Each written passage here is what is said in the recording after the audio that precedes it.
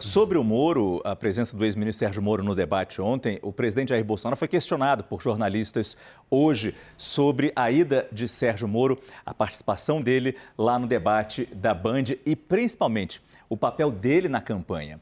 Bolsonaro disse que as divergências ficaram para o passado e afirmou que o ex-juiz é um nome importante para o combate à corrupção. Está ajudando o Brasil. O homem teve uma forte posição no combate à corrupção no Brasil. Conversei com ele. As pequenas divergências ficaram para o passado. E ele, obviamente, tem uma política própria para ele no Senado que ele vai tentar levar avante. O objetivo do Moro é o Brasil.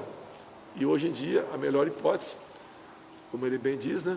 Ou melhor, a única hipótese sou eu.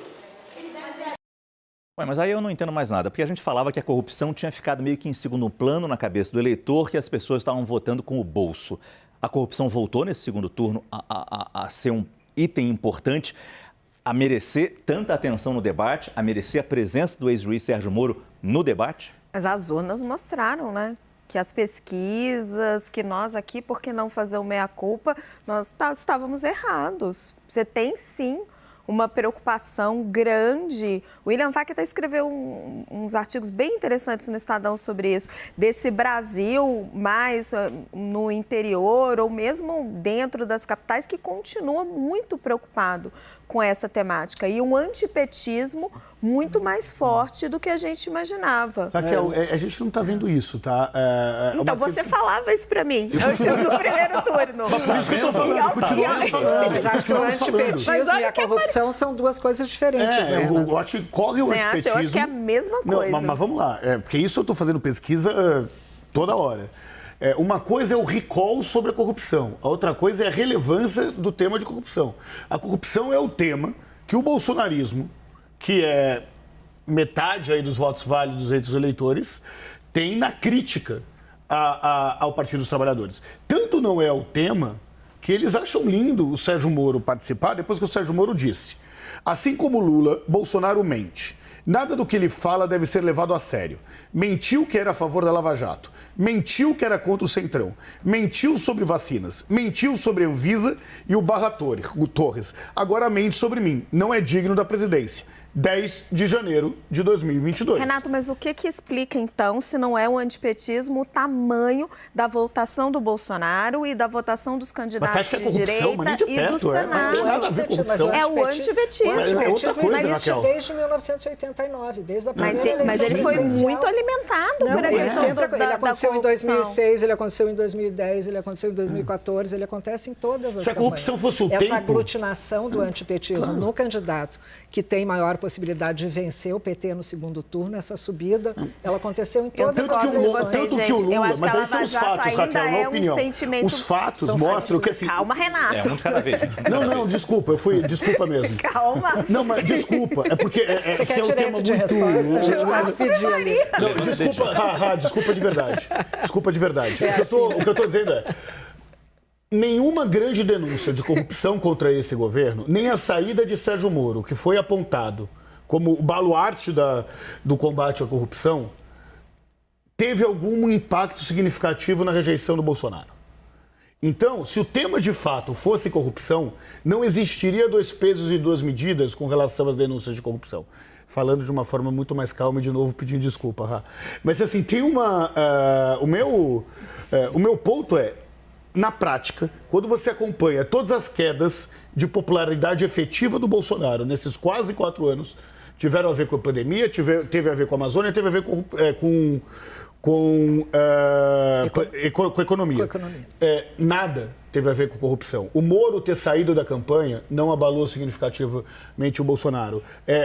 Ele está junto com o PL, que era o partido do Mensalão, que tem foto do Zé Dirceu do lado do Valdemar Costa Neto, sem juízo de valor. Tá perdoado, mas agora vou usar meu direito de resposta. Favor. Eu concordo com a Cila, eu acho que o sentimento antipetista é uma coisa anterior à Lava Jato, mas eu acho que a Lava Jato alimenta muito esse sentimento antipetista. Eu acho que a vitória do Moro, a vitória dos candidatos ligados a ele e o bom desempenho que a gente vê das urnas mostra que isso está um pouco mais vivo, está mais mais vivo do que a gente imaginava. Tem muita gente que ainda se indigna com isso. A minha leitura é que tem muito de governismo. Eu acho que o candidato mais difícil de você derrubar é o governismo. Voltando um passo atrás, ali que comecei a trocar uma ideia com o Felipe Moura Brasil sobre grandes jogadores da política brasileira, eu acho que, sim, o Lula é um dos maiores jogadores, sim, e o Bolsonaro também. Porque é um sujeito que é eleito, reeleito, elege a sucessora de novo, fica 580 dias preso e volta para uma eleição com chance de ganhar, alguma coisa esse sujeito tem. E da mesma maneira, o presidente Jair Bolsonaro, com tudo que foi, tudo que a gente viveu e cobriu deste governo, seja aqui ou em Brasília, onde eu morei 10 anos cobrindo o Palácio do Planalto e Congresso Nacional, também acho surpreendente um sujeito. E por isso que a gente tem falado aqui que é a luta do século, porque são os dois fenômenos deste século da política brasileira. A gente pode voltar até o Lula um pouquinho atrás, né, porque foi uma construção para o Partido dos Trabalhadores ganhar em 2002, acenando ao centro. É surpreendente também que a gente esteja vivendo esse duelo. E sim, são dois grandes jogadores, sem fazer juízo de valor sobre tudo que envolve os dois. Só fazer esse disclaimer. Eu queria falar que eu vejo muito mais o Bolsonaro repetindo a campanha vitoriosa a ele de 18. Tanto é que às vezes a gente até esquece que ele é um incumbente, parece que ele é o outsider. Essa é a ideia dele, né? Então ele traz esse tema da Lava Jato, que foi central para a vitória dele, traz o tema dos costumes, que foi lateral, mas estava ali. Então eu vejo ele repetindo isso e o Lula tendo que entrar nisso de alguma forma. É interessante ter essa divisão que a gente está vendo aqui no estúdio, quer dizer, nem é uma divisão, mas colocar para você, Felipe, a informação... O Márcio pôr panos quentes. Porque senão eu tenho que botar panos quentes, senão eles brigam aqui sentados. Mas não, gente, estou brincando. Mas, Felipe, o Gustavo Uribe nos trouxe mais cedo uma apuração de que, sim, Sérgio Moro participou do debate, esteve junto com ele e vai participar ao longo da campanha de outros eventos junto com o presidente Bolsonaro, candidato à reeleição, com a ideia de quebrar um pouco, aumentar o índice de rejeição do ex-presidente Lula. Acho muito natural isso, mas será que conquista novos eleitores nessa estratégia, Felipe? Olha, Márcio, são muitos aspectos que foram tocados aí, demoraria horas para falar de todos, mas vou tentar aqui ser bastante sintético. A função do Sérgio Moro na campanha nesse momento, aqui sem qualquer juízo de valor, mais por uma questão estratégica, é trazer de volta o eleitor que votou no Bolsonaro em 2018 e que o Bolsonaro perdeu. E perdeu, em boa parte, em razão da sabotagem do combate à corrupção, que foi apontada pelo próprio Sérgio Moro, algumas vezes com os ruídos dentro do governo, enquanto ele ainda era ministro da Justiça e Segurança Pública, e depois que ele saiu apontando a interferência do Jair Bolsonaro na Polícia Federal, a qual se seguiu uma série de remoções e trocas de delegados que atingiram os interesses bolsonaristas. Inclusive no relatório do inquérito que foi aberto pelo Procurador-Geral da República, Augusto Aras, o próprio delegado diz que as declarações do Sérgio Moro naquela entrevista coletiva são verdadeiras. Está lá na página 95, eu já apontei isso em artigo, mas essas minúcias muitas vezes desaparecem do debate público. Mesmo assim, o relatório conclui que não houve um crime do Jair Bolsonaro, mas naquela entrevista o Sérgio Moro não apontou um crime. Ele apontou que ele próprio não poderia se responsabilizar pelas decisões de um ministro que estava sendo colocado ali sem uma justificativa técnica, etc. Essa é uma discussão mais longa. Então, esse eleitorado, que são alguns pontos aí, o Jair Bolsonaro perdeu por causa disso, por causa da pandemia, por causa de uma conduta aloprada, muitas vezes, como a gente tem apontado aqui. Sérgio Moro faz ali um papel muito semelhante ao que a Simone Tebet tenta fazer na campanha do Lula, atrair o eleitor nem. E boa parte daquele, portanto, que o Bolsonaro perdeu. Em relação ao debate que vocês estavam tendo aí no estúdio, eu acho que há elementos corretos em tudo que está sendo dito. Só que eu não posso concordar com o Renato no ponto, eu estou entendendo o que ele está falando.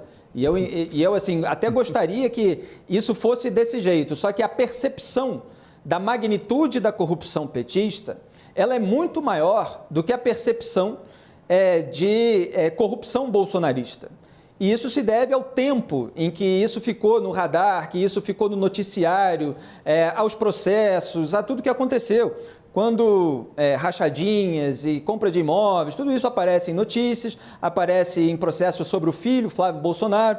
O Jair Bolsonaro mesmo não foi alvo de um processo que foi adiante, conseguiram ali bloquear, blindar o presidente contra investigações nesse sentido, e tudo pareceu, para boa parte do eleitorado, menor do que aquela corrupção que foi cometida ao longo de governos do PT com reincidência, depois do Mensalão, o Petrolão. Então, acredito sim que isso é muito forte, que isso turbina o antipetismo. Não é o único elemento.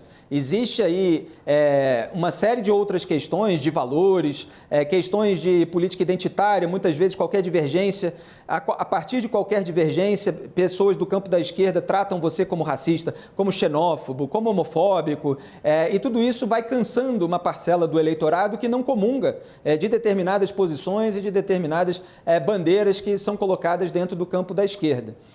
Então, assim, há uma série de elementos. Em relação à própria postura do Moro, só para concluir, porque eu não quero tomar tanto tempo, eu considero que a postura moralmente coerente para o Sérgio Moro era a postura da neutralidade, era a postura da independência, sem aderir a qualquer campanha, em razão de tudo aquilo que ele próprio testemunhou e falou, tanto sobre Lula quanto sobre Bolsonaro, em circunstâncias e papéis bastante diferentes. Mas o Moro foi eleito senador pelo Paraná, falando para o eleitorado bolsonarista. O Bolsonaro não interferiu diretamente naquela campanha. Poderia ter chegado ali para o governador Ratinho, falado para apoiar diretamente Paulo Eduardo Martins, para dar um chega para lá no Sérgio Moro. Ele deixou os dois se bicarem. O Paulo Eduardo Martins era o candidato bolsonarista, mas a força da Lava Jato no Paraná, da bandeira anticorrupção do Sérgio Moro, prevaleceu. Ele foi eleito senador. Então, assim, o Bolsonaro não interferiu e agora o Moro dá o apoio a ele.